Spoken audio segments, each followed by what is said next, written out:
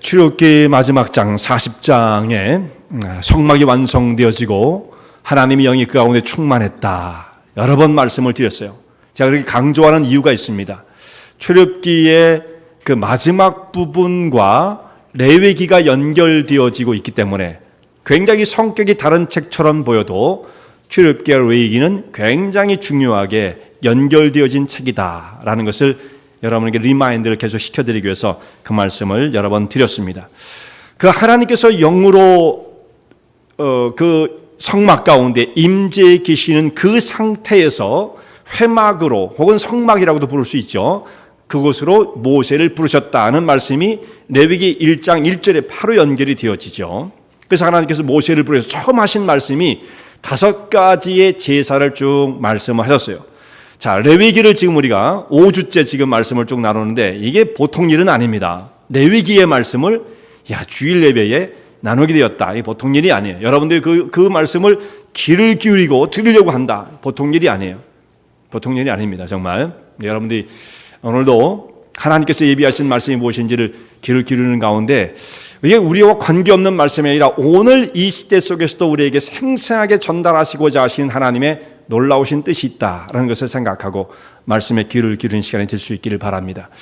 여러분 5가지 제사를 하나님께서 말씀하셨는데 번제, 소제, 화목제, 속죄제, 속건제 이 순서도 여러분 상당히 중요합니다. 아무렇게나 배라는 것이 아니에요. 그 순서도 여러분이 기억하시면 좋겠어요. 그렇게 5가지의 제사를 말씀하신 이유는 뭐냐면 성막에 임재해 계신 하나님 앞으로 주의 백성들이 나와서 주님을 만나기 위해서는 이 5가지의 제사를 통해서 하나님의 임재하심 앞에 가까이 나아가 하나님을 만나게 되어지는 거예요. 그래서 이 제사를 말씀을 하시는 것입니다. 인간이 타락하기 전에 에덴 동산에 살 때는 제사가 필요 없었어요. 그때는 제사라는 개념조차도 없었습니다. 그냥 하나님 앞에 그들이 살아가는 에덴 동산의 삶 전체가 하나님과의 교통이 이루어지는 완벽한 교제가 이루어지는 자리였기 때문에 짐승이 죽어야 되고 비참하게 피를 흘려야 되고 이런 일이 필요 없었던 것이죠. 에덴 동산 그 삶의 자체가 정말 낙원 속에서 하나님을 늘 만나고 교제할 수 있는 그런 자리였습니다.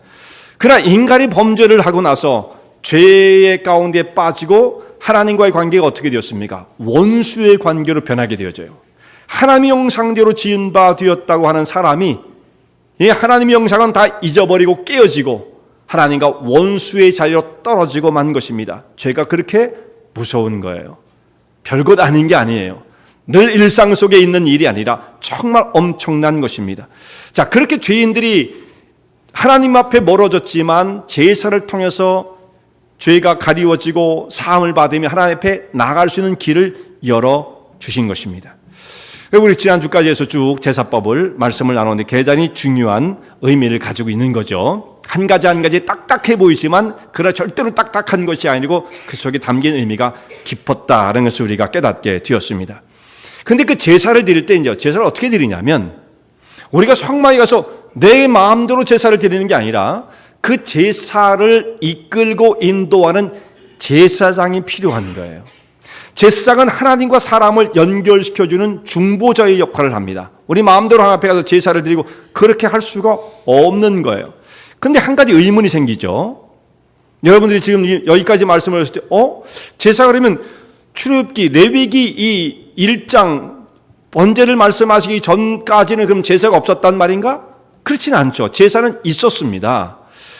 그런데 그때에도 개별적으로 이루어진 제사가 있었지만 왜 여기서 제사장을 세워서 제사를 드리게 하셨는가라는 것을 생각하게 되어져요. 아론이 첫 번째 제사장으로 세워지게 되어지는데 이전에도 아벨도 제사를 드렸고 성경에 그런 제사가 아주 많죠. 창세기, 출애굽기에도 제사가 있을 수가 있지 않습니까? 제사장이 세워지기 전에도 제사는 있었던 것입니다. 아벨도 제사를 드리고 노아도 제사를 드리고 아브라함도 그리고 믿음의 족장들이 다 제사를 드려왔던 거예요. 그런데 왜 여기서 구태 그럼 제사장을 세우느냐? 아론이 첫 번째 제사장으로 세움을 입게 되어지고 아론이 첫 번째 기름 부음을 받은 자가 되어집니다. 아론이 이제 제사장이잖아요. 성경 안에서 첫 번째로 기름 부음을 받은 사람이 아론이에요. 제사장입니다. 성경에 귀중한 직분들이 많지만 가장 중요한 직분은 사실상 제사장의 직분이에요. 이게 첫 번째 하나님께서 의도하신 성경에 나오는 직분이 바로 이 제사장입니다. 왕도 중요하겠죠. 또 선지자도 중요하겠죠. 근데 이것은 후대에 이루어지는 일들입니다. 첫 번째 왕으로 세움을 입어서 기름 부음을 받은 사람은 사울이잖아요. 지금 아론이 제사장으로 세워진 이때와 역사가 상당히 후대의 일이에요. 몇백 년 후입니다. 그러니까 그런 일이 있을 거라고 상상도 하지 못할 때 이미 아론은 지금 제사장으로 세움을 받게 되어지는 거예요. 선지자도 기름 부음을 받는다고 하지만 선지자도 아직 있기 전에 아론이 첫 번째 제사장, 기름 부음 받은 자가 되어집니다. 그런데 아론이 기름 부음을 받기 전에는 그는 어떤 존재였느냐? 정확하게 말하면 아무것도 아니에요. 그냥 모세 옆에서 모세의 입을 대신했다고 하지만 직분은 없는 거예요, 사실은 정확하게 말하면. 그런데 아론이 이제 하나님의 명령을 따라서 직분자, 제사장으로서 세움을 받게 되어집니다. 자, 오늘 이 말씀은 어떤 식으로 전개가 되어지느냐면 출애굽기에 와서 모세가 시내산에 도착을 해서 하나님께로부터 율법을 받고 성막을 지으라고 하는 말씀을 듣고 난 다음, 그리고 제사법이 완성되어지고 난 다음에 제사장을 세우게 되어지는 것입니다. 그 전까지는 제사장의 명확한 제도는 없었다라는 말씀이죠. 그 전에도 제사는 있었지만 왜 하나님께서 그럼 여기서 제사장을 세워서 이렇게 이스라엘 백성들을 대표하는 이 중보자 제사장 제도가 필요했던가라는 걸 생각할 수가 있어요. 하나님께서 필요 없는 것을 세우라 할 이유가 없으시죠. 분명히 중요한 의미가 있는 것입니다. 출애굽 전까지는 개별적인 신앙을 갖고 있었어요. 우리가 원하면 그 개인이 하나님 앞에 나가서 제사를 드리는 거예요. 그런데 출애굽 이후에 이 모든 것이 시스템화 되어지는 것입니다. 제도화가 되어지는 거예요. 그 왜 여기 와서 하나님은 이것을 시스템을 만들어 가지고 제도를 마련하셨는가라고 하는 것을 생각할 수가 있게 되어지죠. 시스템이 없어지면 큰 문제가 생깁니다. 이때쯤 됐을 때 하나님은 여기서는 이제 개별적으로 제사는 이제 그만한 거야. 이제 온 모든 사람들은 성소에 와서 제사장을 통해서만 제사를 드려라, 이렇게 말씀을 하시는 겁니다. 거기에는 이유가 있어요. 자, 이스라엘 백성들이 여기서 만약에 제사장 제도가 확립되지 않고 개별적으로 계속 제사를 드리면 어떤 문제가 생기느냐면 중대한 문제예요. 사명을 잃어버리고 자신들의 민족의 정체성이 무엇인지를 기억하지 못합니다. 자, 좀 막연해 보일 수 있지만 말이죠. 이게 무슨 뜻이냐면 예배가 통일되어진 가운데에서 이스라엘 백성들이 자기 신들의 민족이 하나님께 어떤 존재로 부름을 받았는가라는 것을 깨닫고 그 민족에게 부여되어진 사명을 감당하기 위해서는 제사가 하나로 모아져야만 했던 것입니다. 이스라엘 백성들은 그저 출애굽을 해서 가나안 땅에 들어가서, 가나안 적과 꿀이는 복지였어요. 거기 들어가면 광야와는 차원이 다릅니다. 거긴 적과 꿀이 흐르는 곳이에요. 그럼 들어가면 잘 먹고 잘 살 수가 있겠죠. 우리 신앙의 모습을 잘 들으셔야 됩니다. 잘 살고 잘 먹고 잘 사는 것으로서 목표를, 타겟을 정하는 게 아닙니다. 너무도 거기에 치중되어 있는 경우들이 많지만 그것이 아니에요. 사실상 지금은 말이죠, 우리가 하나님을 잘 믿는 가운데 물론 그것도 결과적으로 있을 수가 있는, 얼마든지 있을 수가 있는 거지만 목표는 아니에요. 지금 미국에서 생활하면서 세 끼를 못 먹는 사람은 아무도 없습니다. 거의 없죠, 그런 사람. 다 먹고 사는 건 문제가 없어요. 우리가 아무리 잘 살아도 5끼를 먹을 수는 없습니다. 오히려 탈나요. 그거 좋은 것도 아니에요. 그래서 사람은 잘 사는 것 때문에 행복이 결정되어지는 것은 아니에요. 삶의 가치가 더 나가는 것도 아닙니다. 우리는 그걸 굉장히 추구하지만 인간의 본성상 그런 거예요. 그러나 잘 사는 것 자체가 인간의 가치, 밸류를 높여주는 것도 아닙니다. 어느 정도 하면 돼요. 못 살아도 3끼 먹고 살고 잘 살아도 3끼 먹고 살고 비슷한 겁니다. 사람의 가치는 거기서 오는 게 아니에요. 하나님과 우리의 관계에서 내게 주어진 사명을 어떻게 발견하며 그 일을 이루는가 라고 하는 곳에서 그 사람의 삶의 밸류가 결정되어지는 것입니다. 만약에 세상적인 것에만 밸류를 두었다고 한다면 이스라엘 백성들이 가나안 땅에 들어가서 잘 먹고 잘 사니까 우리는 성공했다 할 수 있겠죠. 그러나 그것만 가지고서는 의미가 없습니다. 이 백성을 선택하신 데에는 그들에게 부여되어진 중요한 사명이 있었던 것입니다. 제사장나라로 부름을 받고 이 세상에 하나님을 알지 못하는 사람들을 향하여 하나님의 구원의 계획을 전파하는 사역을 맡겨주셨는데, 이것이 예배의 통일성을 가지고 신앙을 유지하지 않으면 이 사명이 다 흐지부지되고 마는 거예요. 여러분, 우리가 개별적으로 떨어져서 사명을 이룰 수 있다고 생각하십니까? 안 되는 것입니다. 신앙을 같이 힘을 모아서, 선교적인 사역도 같이 할 때 힘을 모아서, 기도의 힘을 모아서 같이 의견이 하나 되는 가운데 주의 역사를 이룰 수 있는 것이지, 혼자 무슨 일을 할 수 있겠어요? 그들에게 부여되어진 사명은 언제까지 그것이 지속되어지냐면, 예수님이 다시 올 때까지도 지속이 되어야 되겠습니다만, 중요한 것은 이때까지예요. 사실상 예수님께서 약속하신 메시아가 오실 때까지 이 성전을 중심으로 한, 성막부터 시작을 했지만 성막과 성전을 중심으로 한 신앙을 유지해 가는 거예요. 그래서 메시아에 오시는 길을 예비하는 것이 이스라엘 백성들에게 주어진 사명이었던 것입니다. 그 성막이 그렇게 중요한 역할을 했어요. 그것을 제도화하기 위해서는 제사장 제도가 반드시 필요했던 것이죠. 우리가 이런 역사적인 것을 좀 생각하고 그것의 어떤 의미를 깨닫게 되어지면 성경 말씀이 참 체계화되어 있다는 것을 깨닫게 되어집니다. 그냥 아무렇게나 막 주어진 말씀들이 아니에요. 역사 속에서도 그것이 계속해서 발전되어 왔죠. 또 한 가지 우리가 생각할 수 있는 것은요, 만약에 계속 개별적으로 제사를 드릴 수 있는 것을 허용하셨다라고 한다면, 예수님이 오실 때쯤 됐을 때 아마 예수님이 오시는 길을 준비도 못했을 것이고, 시간이 그렇게 지나가면 신앙은 완전히 통일성, 각자 다 다른 겁니다. 한 사람 한 사람이 개별적으로 하나님을 만난다고 생각해 보세요. 통일되어 있지 않을 경우에 나름대로 자기는 다 하나님을 신앙한다고 하지만, 이것은 나중에 한 시대 정도, 한 세대 정도 지나고 그 다음 세대쯤 되면 각자 하나님을 이해하는 게 다 다를 거예요. 나는 하나님을 이렇게 생각하는데 너는 어떻게 생각해? 다 다를 거예요. 다른 정도가 아니라 이것은 어느 정도로 변질될 수밖에 없냐면 미신의 수준으로 떨어질 수밖에 없습니다. 미신의 수준. 그건 신앙도 아닌 거예요. 자, 우리가 여기 이렇게 모여서 매주마다 하나님 말씀을 공부를 하고 예배를 드리고 마음을 모으고 기도를 하고 막 이렇게 하는데도 불구하고 우리 심령 속에 들어있는 그 미신적 요소가 사라진다는 게 쉬운 게 아닙니다. 그래야 되지만, 이게 다 자취를 감춰야 되지만, 가만히 보면 그런 것들이 여전히 사람의 심령 속에 남아있는 거예요. 그런데 그 자연스럽게 자기가 마음대로 하나님을 섬기라, 개별적으로 주님을 섬기라고 한다면 조금만 지나가면 다 뿔뿔이 흩어지고 마는 것이죠. 현대도 이런 이야기들을 하게 되어지죠. 교회 가도 사람들이 그렇게 얘기합니다. 교회 시끄럽고 교회가 문제가 많고 그래서 우리 교회 가면 신앙이 떨어져, 이런 사람도 있잖아요. 그래서 나 교회 안 가. 그냥 나는 나대로 하나님을 섬길 거야. 이렇게 무교회주의자들이 있어요. 자, 그렇게 말하는 사람들은요, 무교회주의, 우리 같이 모여서 신앙을 하나로 묶으려고 애를 써도 이 유지하기가 힘든 것이 신앙이에요. 변질되기가 쉬운 게 신앙이에요.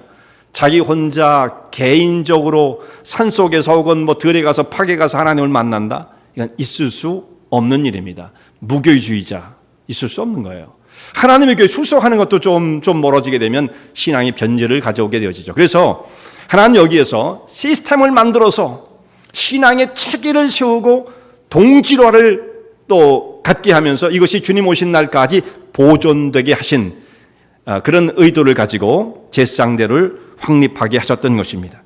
자, 그러기 위해서 이제 제사장이 세워지게 되죠. 오늘 이제 위임식, 제사장을 세우는 위임식 절차를 우리가 살펴보게 되어지는데, 하나님께서 모세를 부르셔서 회중들을 회막으로 모아라 이렇게 말씀하십니다. 회중, 그러니까 이스라엘 백성 전체인데 200만이 모였는데 200만 다 모일 수는 없겠죠. 아마 그 중에 대표 중에 대표들이 모였다고 생각합니다. 그들이 회막문 앞에 이렇게 운집을 했을 때 이제 아론과 그 두 아들 나답과 아비우입니다. 이 두 아들을 데려다가 구별해서 제사장으로 채우는 그 위임식을 하게 되어지는데, 여러분들 이제 말씀을 참 내가 잘 듣고 싶지만 제사장을 세우는 것과 우리는 솔직히 관계가 없다 이렇게 생각하실 수 있어요. 그 구약적인 얘기고 지금은 제사장도 없고 나는 또 제사장도 아니고 막 이렇게 생각하시면서 이 제도 레위기 8장하고 오늘 우리 삶과 무슨 관계가 있을까 생각하실지 모르지만 구약 성경에 있는 말씀들은 오늘 우리와 특별히 이 레위기는 굉장히 깊은 관련을 가져요. 여러분 지난번에도 말씀드렸지만 예배자의 모습이 어떠해야 되는지를 너무 중요하게 가르쳐주는 말씀이 이 레위기에 들어있는 말씀입니다. 또 한 가지는 우리는 제사장이 아니다 생각하는 분들은 그러면 성경을 부인하는 거예요. 우리는 제사장이에요. 신약 성경에 보면 베드로전서 2장 9절에 너희는 택하신 족속이요. 두 번째 나오는 바가 뭡니까? 왕 같은 제사장들이요. 거룩한 나라요. 그의 소유된 백성이다. 말씀하고 있잖아요. 그러니까 우리가 어떤 사람이에요? 제사장이라고 그럽니다. 제사장. 근데 그냥 제사장이 아니에요. 영광스러운 왕 같은 제사장으로 우리를 불러 그 귀중한 사역을 맡겨주셨다는 말씀입니다. 여러분들이 자기 자신에 대한 이해를 어떻게 하고 계신지 모르지만 여러분 대단한 분들이에요. 하나님께서 여러분을 생각하실 때 아주 프라우드하게 생각하시는 겁니다. 왕 같은 빛나는 제사장들이다. 영광스러운 제사장들이다. 어깨충 늘어뜨리지 말아라. 제사장이 맨날 이러고 다니면 되겠습니까? 예, 이게 있어야 돼요. 이게 좀 당당한 게 제사장들로서. 예. 예배를 드릴 때 그렇게 잊지 마세요. 예. 당당하게 하나님의 겸손하게는 해야 되지만 예. 그래야 되는 겁니다, 여러분. 그런 왕 같은 제사장으로 세움을 받았다라고 하는 이 말씀, 그 말씀이 오늘 우리 각 사람에게 다 적용되어지는 말씀이에요. 그러니까 내가 오늘 여기에 하나님께서는 그렇게 우리를 인정해 주시는데 오늘 이 말씀을 보면서 아론과 그의 두 아들을 불러 제사장 위임식을 거행하는 그 자리에 이 아론이 간 게 아니라 여러분이 갔다고 생각해 보세요. 내가 거기에 서 있다 지금. 내가 지금 제사장으로 취임을 하는 위임식을 받는 순간이다라고 생각하시고 말씀을 생각해 보실 수 있기를 바랍니다. 모세가 이제 그 아들과 아론을 부른 다음에 제일 먼저 한 것이 회막문에 데려다가 씻겼어요. 몸을 씻겼습니다. 그럼 본인이 스스로 씻어도 될 텐데 다 큰 사람들을 말이죠. 모세가 다 씻겨 주었어요. 그 다음에 제사장복을 입힙니다. 여기까지 하는 말씀을 보면 제사장복을요 아무거나 입는 게 아니에요. 사람이 옷을 어떤 걸 입느냐에 따라서 사람 마음가짐이 달라진다고 말씀을 드렸죠. 그래서 우리가 하나님의 교회 올 때도 좀 단정하게 비싼 옷이 아니라 그건 뭐 상관없어요. 그러니까 단정하게 입는 건 대단히 중요해요. 옷을 입는 거에 따라서 마음가짐이 달라집니다. 이 제사장복도 마음대로 입었던 것이 아니고 제사장복을 어떻게 만들으라고 하는 말씀이 출애굽기 이미 28장의 한 장 전체가 제사장복이에요. 속옷, 겉옷, 에봇, 판결, 흉패 뭐 이런 말씀들이 쭉 나오면서 제사장복의 제작법을 말씀하셨고 29장 그 바로 다음 장에는 제사장을 이렇게 세워라라고 하는 위임식에 대해서 말씀을 하시는데 레위기 여기 8장에 와서 그 말씀을 하신 그 교훈을 따라서 제사장을 세웠다. 이걸 실행했다라고 생각하시면 돼요. 그 말씀이 여기서 실행되고 있다. 그렇게 생각하시면 말씀의 흐름이 딱 맞습니다. 제사장으로 세워지는 사람들을 제일 먼저는 준비를 시키는 것입니다. 모세가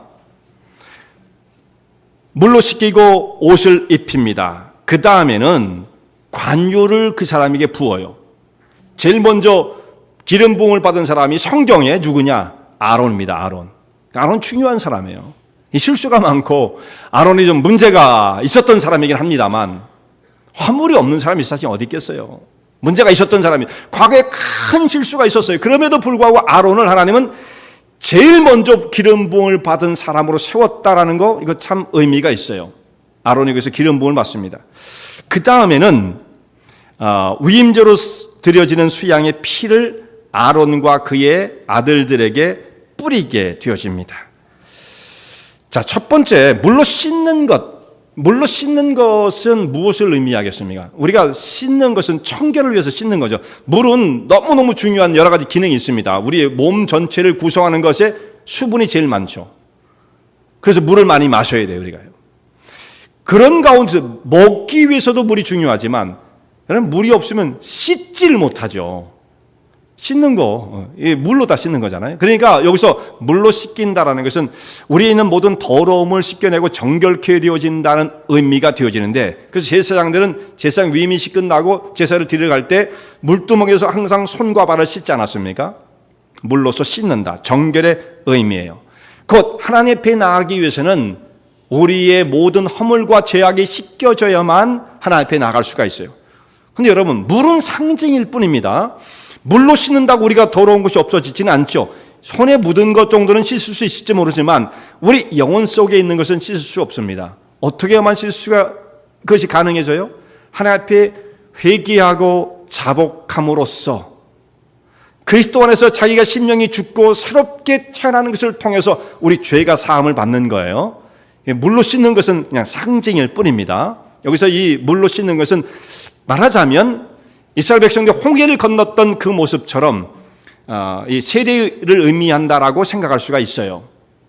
어떤 영적인 의미로 분명히 연관성이 있다라고 생각합니다. 회개함으로 주님 앞에 나아가 죄를 씻게 되어진다는 말씀이고요. 두 번째, 기름을 붓는데, 기름은 성경에서 기름을 뭐로 항상 말씀합니까? 성령이죠. 기름 부음을 받았다라는 것은 기름을 왜 붓겠어요? 그걸 통해서 성령의 임하심을 상징적으로 보여주는 거예요. 여기다가 올리브유를 붓는다고 해서 뭐 사람이 어떻게 되겠습니까? 끈적끈적만 하겠죠. 실제로 기름을 붓는 건데 그건 상징이죠. 기름이 아론의 머리 위에 부어지는 것처럼 성령께서 그 가운데에 임하시고 충만케 하심으로써 제사장의 사역을 감당할 수 있는 능력과 권세를 주시는 것이다. 사람의 힘으로 하는 것이 아니죠. 그래서 기름을 부었던 것입니다. 마지막에 피를 뿌려서 거룩하게 한다는 말씀이 나와요. 우리 읽었던 레위기 8장 30절의 말씀도 거기에 피를 뿌려서 아론에게, 그의 옷에, 아론의 아들들에게, 또한 그들의 옷에 피를 뿌려라. 그래서 그들을 거룩하게 하라 말씀하셨는데, 이 피는 여러분, 짐승의 피가 여기에 뿌려지면 거룩해지겠습니까? 얼룩만 지겠죠. 이게 다 상징입니다. 그러니까 짐승의 피가 우리를 깨끗하게 할 수는 없어요. 상징이죠. 장차 이 땅에 하나님의 아들 예수 그리스도께서 오시어서 십자가의 죽음을 당하시고 그의 구속의 피를 흘려 우리를 죄와 사망 가운데 건져주시는 그 십자가의 은혜를 통해서만 사람이 거룩해질 수 있다는 것을 말씀하시는 상징인 것입니다. 하나님 앞에 거룩한 자로 세워지지 않으면 하나님의 거룩한 사역, 영광스러운 이 제사장의 사역을 감당할 수가 없기에 이들을 피를 통해서 거룩하게 하시는 것입니다.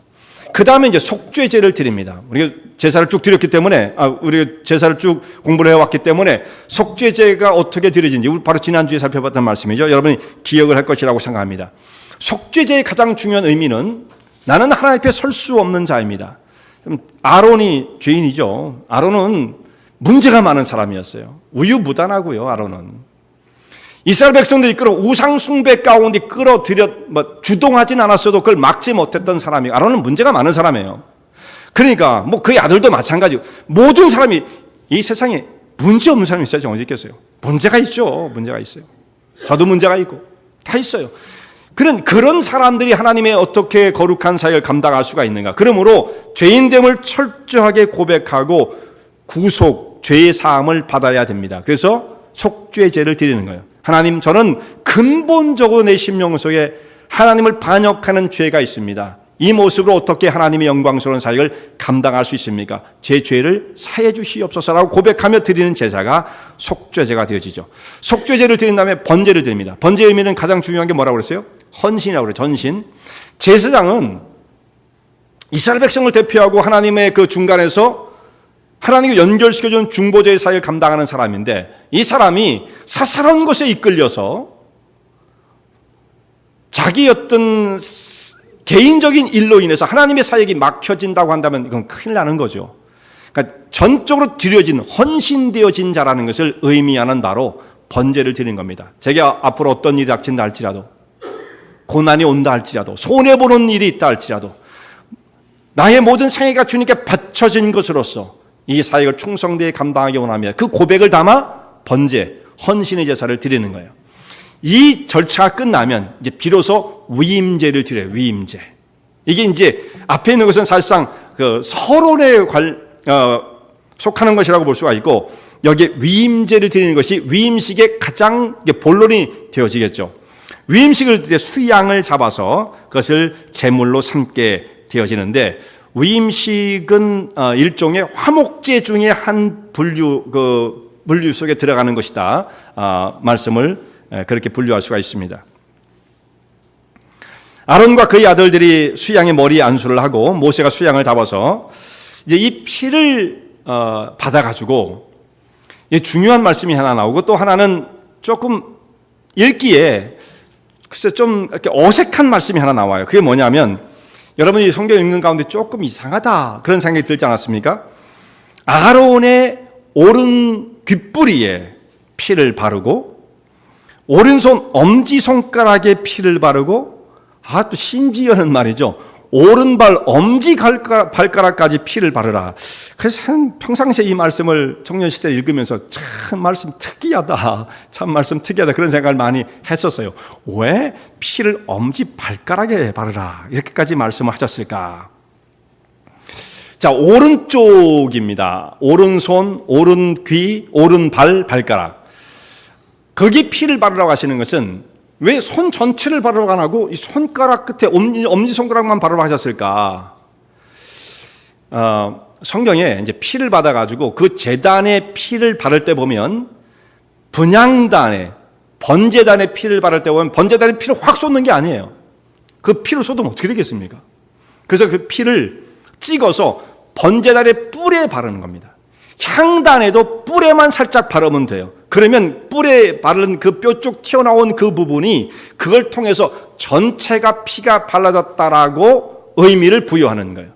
다 이건 모형이니까 그렇게 하는 거죠. 만약 그 피를 사람에게 다 뒤집어 씌워보세요. 그러면 어떻게 되겠어요, 사람이요? 물론 이제 짐승을 잡다가 피가 막 여리저리 튀긴 튀겠습니다만, 의식을 행할 때는 피를 여기에만 바르면 돼요. 그래서 한 일부분을 발랐지만 전체에 발라진 상징적 의미를 갖고 있다라고 말하는 거고요. 오른손, 오른쪽, 오른발 이렇게 말씀을 하시는 것은 우리가 이제 오른쪽이 주된 움직이는 그 손이고 사용하는 손이기 때문에 이것이 더 위에 있죠, 위에. 그래서 중요한 부분을 그렇게 바르게 되어지는 것입니다. 여기 피를 귀에 발라라. 여기에서 귀에 발라라. 제사장은 중요한 사역이 제사를 잘 인도하면 되느냐? 그것도 중요하지만 진짜 중요한 것은 제사장은 어떻게 해야 되냐면 말씀을 잘 듣는 사람이 돼야 돼요. 말씀을 잘 분별할 수 있는 사람이 되어야 합니다. 하나님 말씀을 귀를 기울여 듣고, 곧 이 귀가 세속적인 귀가 아니라 세속적인 시끄러운 소음에만 귀를 기울이고 이상한 것만 따라갈 필요가 없고요. 그런 것 하면 하나님의 말씀이 흐려집니다. 그래서 하나님 말씀에 집중해서 말씀을 들을 수 있는 귀가 준비되어야 되는 것입니다. 그래서 그 말씀을 받고 성도들이 그 말씀을 전파해 주는 사람이 제사장이에요. 여기는 선지자가 아직 세워지기 전이죠. 나중에는 이것이 디테일하게 나눠질 때는 제사장은 제사에 치중이 되어지고 선지자는 말씀을 전하는 것에 치중을 하게 되어지지만, 사실 나중에 보면 제사장이 선지의 역할을 주로 다 하게끔 되어집니다. 제사장은 제사만 드리고 그게 아니에요. 선지자의 역할을 하게 돼요. 예레미야 같은 사람이 그렇게 되지 않았습니까? 그래서 말씀을 잘 듣는 사람이 돼요. 근데 여러분, 말씀은 지금도 다 들으십니다. 여러분 지금도 다 말씀을 들어요. 근데 모든 듣는 사람이 다 하나님 말씀을 깨우치는 것은 아니에요. 여기에 불행한 일이 생기는 거예요. 예수님께서도 얼마나 답답하시면 예수님 말씀을 전하실 때 이런 말씀을 하십니다. 귀 있는 자는 들을지어다. 귀 있는 자는 들을지어다. 예수님의 그 마음은요, 답답한 마음을 표현한 거예요. 다 들어야 되는데 귀가 다 들었지, 다 갖고 있죠. 그러나 들을 수 있는 귀가 다 있는 게 아니에요. 그래서 마가복음 4장에 있는 말씀 보면, 마가복음 4장 24절에 있는 말씀 보면 거기에는 귀 있는 자가 아니라 들을 귀 있는 자는 들을지어다 이렇게 말씀을 하십니다. 하나님 말씀을 들을 수 있는 준비가 되어 있지 않은 사람은 들어도 무슨 말씀인지 하나도 몰라요. 그러면 이렇게 생각하세요, 여러분. 나는 뭐 설교를 듣고 성경 공부를 해도 성경 말씀을 또 내가 읽고 공부를 하려고 해도 아무것도 모르겠다. 그럴 수 있죠. 그럴 수 있는데 그럴 때 어떻게 됩니까? 여기 제사장의 귀에 피를 발랐던 것처럼 하나님 제 귀를 좀 열어주세요. 하나님 말씀의 음성에 귀를 기울일 수 있는 자가 되게 해주세요. 그것이 되지 않으면 우리의 삶은 방향을 완전히 잃어버립니다. 예를 들어서 여러분, 하나님 말씀을 우리 심령 속에 채우지 않는 사람은 뭘 갖고 살겠어요? 우리의 본성을 갖고 사는 겁니다. 우리의 습관을 따라 사는 거예요. 뿐만 아니라 세상이 그를 조종하는 대로 설 수밖에 없는 거예요. 말씀이 비어있기 때문에. 근데 귀를 열어서 하나님 말씀을 듣게 되어지면 어떤 결과가 오게 되어져요? 믿음은 들음에서 나는 거예요. 신령한 귀를 가지고 하나님 말씀을 집중해서 듣는 가운데에 심령이 새로워지고 영적인 세계가 든든해지는 것입니다. 듣는 과정이 없이는 신앙은 절대로 성립될 수가 없어요. 그러니까 듣는 게 가장 중요해요. 하나님 말씀을 집중해 듣고 깨우치며 듣고 이해하면서 듣고 감동으로 듣게 되어질 때에 그 심령은 분명히 변화가 나타나게 되어지는 것입니다. 그러니까 내가 지금 혹시 그런 자리에 못 가 있다고 한다면 하나님 아론과 그 아들들에게는 귀에다가 피를 발라서 귀를 듣게 해주셨다고 말씀하시는데 저에게도 좀 그렇게 해주세요. 귀에 마치 할례를 받듯이 제 귀를 열어주셔서 하나님 말씀을 듣게 해주시옵소서. 그런 기도의 제목을 가지고 하나님 앞에 나가면 이것은 이런 제사 위임식을 해야만 그렇게 되어지는 것이 아니고 하나님 앞에 기도하고 사모하는 마음을 가지면 주께서 그것을 허락해 주실 거라고 생각해요. 그렇게 믿어요. 그러니까 여러분 귀가 열리는 것이 대단히 중요한 것입니다. 그 다음에 아론과 그 아들들의 오른손 엄지손가락 여기다 피를 바르라고 했어요. 이게 손을 대표하는 겁니다. 이 손으로 우리가 여러 가지 일을 하죠. 제사장은 손이 깨끗해야 돼요. 하나님께서 말씀하실 때 제사장은 절대 시신을 만지지 말라 말씀하시죠. 부정한 것을 만지면 안 돼요. 그러면 전체가 부정해져서 하나님의 사역을 감당할 수가 없습니다. 자, 이것을 오늘 우리들에게 적용을 시킨다고 한다면 성도들은 시신을 만지는 건 상징적인 거예요. 그것 때문에 사람이 더러워지진 않아요. 그건 상징적인 거죠.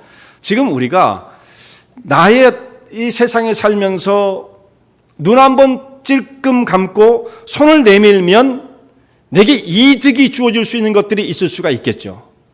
그때 그 손을 내가 절제를 하고 거룩한 곳에 내 손을 보존시켜야 한다. 손이 깨끗해야 돼요. 그래야만 주의 사역을 감당할 수 있습니다. 이건 제사장들에게 해당되는 말씀이고 곧 왕 같은 우리 제사장에도 마찬가지죠. 우리가 성도로서 이 땅에 살아가는 삶이 다르고 교회 와서 생활하는 모습이 다를 수밖에 없다고 얘기를 하는데 그렇게 말하는 사람들은 무엇과 같으냐면 예배가 끝나고 세상으로 나가면서 뭘 결심하고 가는 거예요. 야, 이제 예배 끝났어. 우린 세상으로 가는 거야. 세상엔 세상대로 사는 방법이 있어. 다짐을 하고 가는 거예요. 다짐을 하고. 그럼 어떻게 되겠어요? 말씀대로 살아야지 다짐을 해도 넘어지기가 쉬운 건데 세상에 나가는 사람이 다짐을 하고 이제 세상이야. 여기 살아가는 다른 방식이 있어. 이렇게 하고 하면 100% 넘어지는 거죠. 방법이 있겠습니까? 그러니까 제사장은 손을 깨끗하게 해야 된다. 또 하나, 오른발 엄지발가락. 거기다가 피를 발라요. 너희 발걸음을 조심하라는 말씀이죠. 어디를 다 가도 좋은 것은 아닙니다. 성도들은 가서는 안 될 곳이 있는 거예요. 발걸음을 삼가해야 되는 것입니다. 무엇을 가까이 하냐에 따라서 영향을 받을 수밖에 없어요. 사람은요. 재를 만지는 곳에 가면 다 더러워지는 거죠. 먹을 만지는 사람은 더러워질 수밖에 없어요. 그 자기 주변에 있는 환경이 자기를 오염시킬 것 같으면 거기에 너무 가까이 가면 안 되는 것입니다. 그래서 복이 있는 사람은 어떻게 말씀하십니까? 시편 1편에 있는 말씀 보면 복이 있는 사람은 악인의 길을 쫓지 않고 죄인의 길에 서지 않고 오만한 자의 자리에 앉지 않고 발걸음을 잘 삼가는 겁니다. 그래야만 복된 삶을 살아갈 수가 있는 거예요. 이렇게 해서 제사장을 구별하여 제사장을 세우게 되었습니다. 여기에도 이제 덧붙일 말씀들이 많지만 그 정도로 정리를 하겠습니다. 마지막에 한 가지 이제 최종적인 교훈의 말씀은 이 위임식을 일주일 동안 행하라는 것이에요. 일주일 동안 진행하라. 우리는 여기서 진행을 할 때 무슨 어떤 담임 목사가 취임을 한다든지 목사 안수를 받는다든지 할 때 요즘은 어떻게 합니까? 1시간이면 끝나요. 1시간. 길게 하면 성도들이 또 안 좋아해요. 아이고 빨리 끝나고 밥 먹어야 되는데 그래가지고 안 좋아해요. 그래서 아무리 길어야 1시간, 1시간 반이면 끝내야 되는데 여기는 어떻게 했습니까? 제사장을 세우는데 일주일을 시행하라. 위임식을 할 때 일주일이 걸렸어요. 왜 이렇게 오래 걸렸을까? 그리고 일주일 동안 시행하라는 것으로 끝난 게 아니라 일주일 동안 절대로 성막 밖을 벗어나면 안 된다. 제사장으로서 성막을 벗어나지 말라. 회막문 밖으로 나오지 말라라고 말씀하시고 너희가 그것을 떠나는 날 죽게 될 것이다. 무시무시한 말씀하셨습니다. 자, 제사장으로 사용을 받는 사람이 성막을 떠나게 되면, 일주일에 떠나게 되면 제사장 되기가 힘들다. 이 정도만 해도 야, 그게 대단하구나 이렇게 생각할 텐데 그 정도가 아니에요. 회막을 떠나면 죽게 된다. 회막을 떠나지 아니함으로 죽음을 면하라 이렇게 말씀했죠. 그러니까 떠나지 말라는 거예요. 떠나면 죽는다는 말씀이죠. 하나님께 선택을 받고 제사장으로 부름을 받은 사람이 이 사명을 가벼운 것으로 알아서 자기 사사로운 것에 얽매이면서 바쁘니까 세상에 너무 많은 일이 있어서 이런 식으로 우선순위 배열을 하지 못하면 사명의 길을 갈 수 없습니다. 오늘도 우리 부르는 데 많았을 거예요. 부르는 데 많았죠. 가야 할 곳이 많습니다. 하고 싶은 것들도 많은 거예요. 그러나 그것들을 우선순위에 배열을 하는 겁니다. 우선순위를 배열. 하나님의 부름을 받은 거룩한 왕 같은 제사장으로서의 사명을 감당하기 위해서 내가 하나님 앞에 삶을 구별해 드리는 것, 일주일 정말 적은 시간이 아니죠. 그렇게 하나님 앞에 절제하여 드릴 수 있어야만 한다. 자기 생각대로 행동이 움직여서는 안 된다라는 말씀입니다. 성도들이 세상에서 세상을 떠나 살 수는 없지만 이 세상에 구별되어진 삶을 살아가야 한다라는 것을 너무 엄정하게 말씀을 하고 계시는데요. 또 한 가지 일주일 동안 이 위임식을 행하라는 말씀 속에 깊이 생각해야 할 것이 뭐냐면 죄의 문제가 해결되어지는 것은 참 시간이 오래 걸린다라는 거예요. 한 가지 교훈이. 죄는 금방 해결이 안 돼요. 죄를 짓는 것은 금방이 돼요. 단번에 되어집니다. 근데 이 해결의 문제는 시간을 오래 두고 해결할 수밖에 없어요. 이게 금방 해결이 안 돼요. 예를 들면 이렇습니다. 아담과 하와가 하나님 앞에 죄를 지었는데 하나님께서 동산 중앙에 있는 선악, 그 선악과 쉽게 말해 선악과를 하자고요. 그 열매 먹지 말아라. 선악과 먹지 말아라. 말씀하셨는데 아담이 하와가 두 사람이 작정을 하고 야 오늘부터 우리가 하나님 말씀 어기고 그냥 작정을 하고 그냥 줄기차게 한번 저 사과를 먹어보자. 열매를 먹어보자. 몇 년을 먹었습니까? 그런 게 아닙니다. 딱 한 번 먹었어요. 딱 한 번. 그거 딱 베어 먹는 순간 따가지고 이게 뭐 몇 초 걸리는 것도 아니에요. 딱 먹는 순간 그 순간 인간은 타락의 죄악의 바닥으로 떨어지고 만 거예요. 이게 시간이 오래 걸리는 것이 아니에요.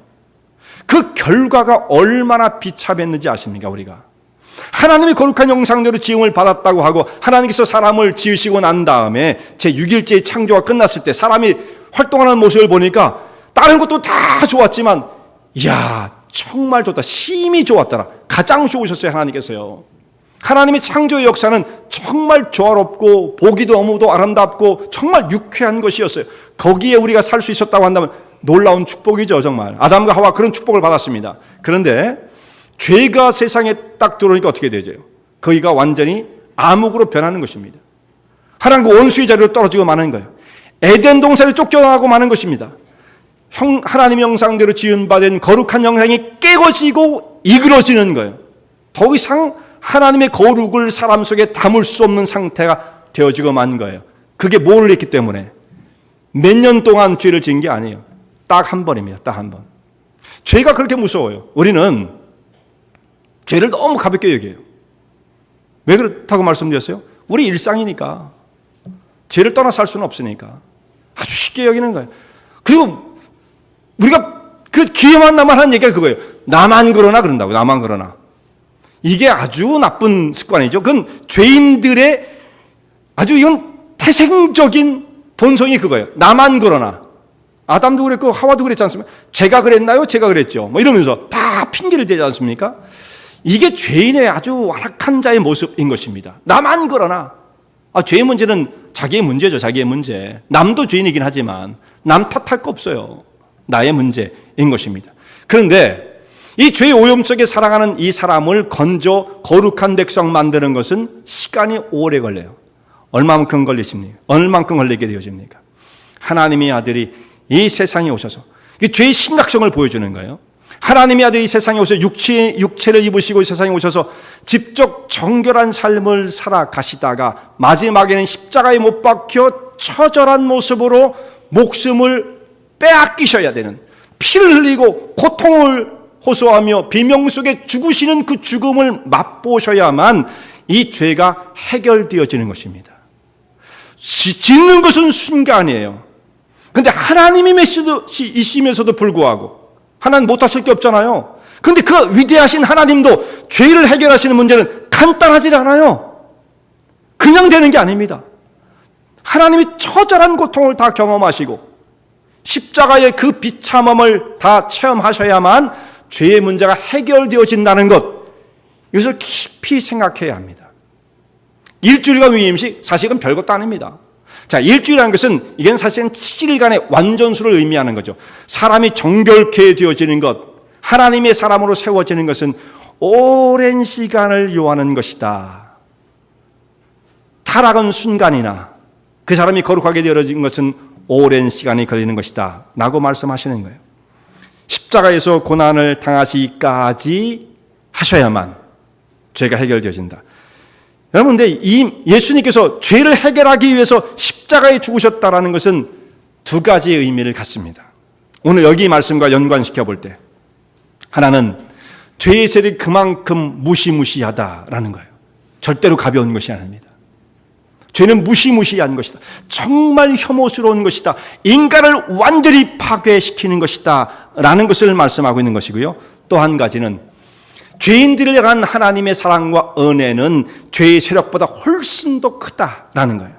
죄도 무섭지만 그 죄인을 사랑하셔서 그를 온전케 하시고자 하는 하나님의 사랑은 그보다 훨씬 더 위대하고 크다. 그러므로 죄가 정복되어지는 것입니다.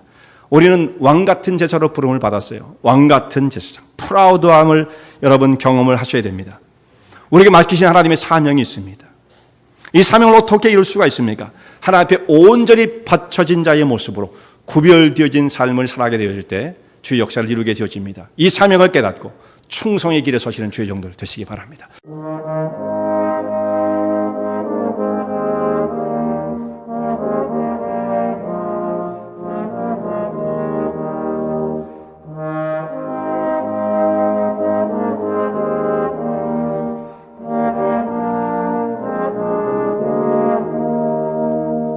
이 설교 말씀을 듣고 신앙 상담을 원하시는 분들은 847-962-4412번으로 전화 주시기 바라며 은혜와 진리 장로교회는 230 US 하이웨이 45번 인디언 크릭 일리노이 60061에 위치하고 있습니다. 주일 1부 예배가 아침 8시, 2부 예배가 11시에 있으며 새벽 기도가 매주 화요일부터 토요일까지 오전 6시에 있습니다. 그리고 금요 성경 공부가 저녁 8시에 있습니다. 하나님의 은혜와 은총이 항상 여러분과 함께 하시길 바랍니다.